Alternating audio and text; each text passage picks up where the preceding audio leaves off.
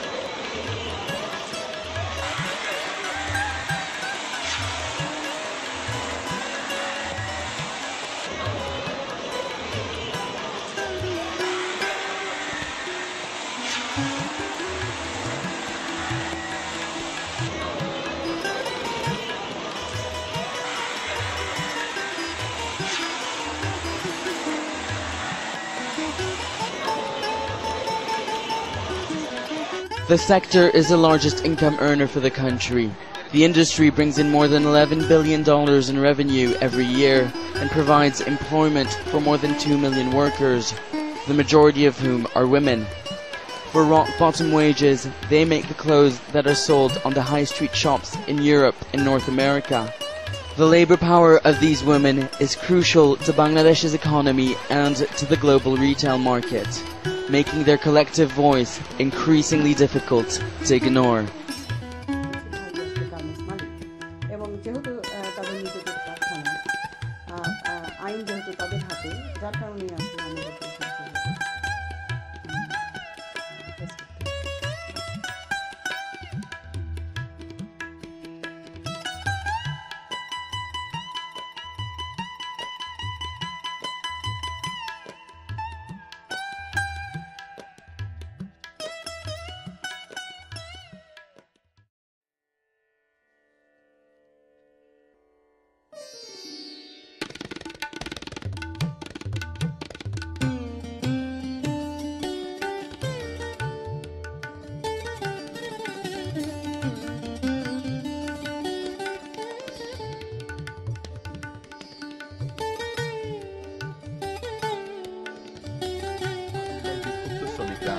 RAB ও police বিক্ষুব্ধ শ্রমিকদের উপর লাঠিচার্জ করে। মারমুক্ত হয়ে শ্রমিকরা রাস্তার দুপাশের গার্মেন্টস ও আটকে পড়া যানবাহনে ভাঙচুর করে।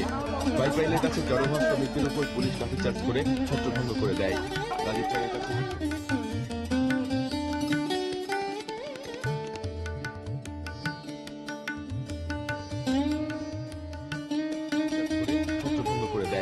গাজীচরের কাছে বিক্ষুব্ধ শ্রমিকরা প্যাসিফিক ফিলিং স্টেশন ভাঙচুর করে। মারমুখী শ্রমিকরা দুপুরে আন্দোলনের সূত্রপাত হওয়া ইউনিভার্সাল গার্মেন্টসে আগুন ধরিয়ে দেয়।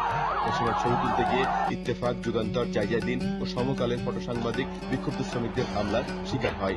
এ সময় অন্তত 4 ফটো সাংবাদিক আহত ও 2টি ক্যামেরা ভাঙচুর হয়। পলাশবাড়ির মোড়ে চ্যানেল আইয়ের প্রতিনিধি পেট্রোল বোমার আগুনে পড়ার হাত থেকে রক্ষা পান। বিটিভির প্রতিনিধি বিক্ষুব্ধ শ্রমিক জনতার পিটুনি খায়। র্যাব ও পুলিশের সামনে বিক্ষোভকারী শ্রমিক জনতা গার্মেন্টসগুলোতে আগুন ধরিয়ে দিল। র্যাব, পুলিশ ও ফায়ার সার্ভিস কর্মীরা তাদেরকে প্রতিহত করতে পারে।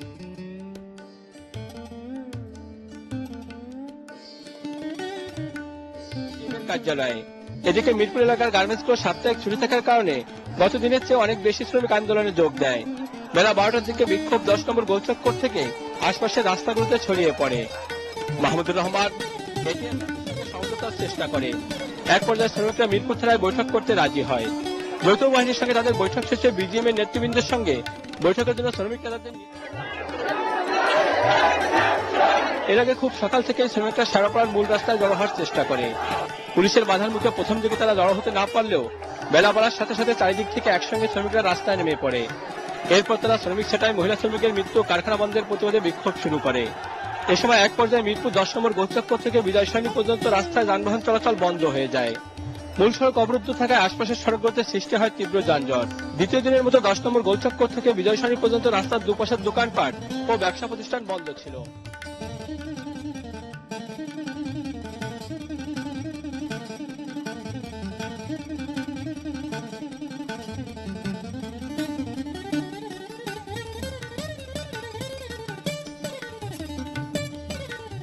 আজকে আমার 21 লক্ষ পিস মাল সকাল 9টার থেকে 1টা পর্যন্ত লুট হয়েছে। আমি চিল্লাতে ভালো লাগেছি, কেউ যায় নাই। 21 লক্ষ পিসের দায়িত্ব কে নেবে? 5 ঘন্টা সময়ের মধ্যে যদি লয়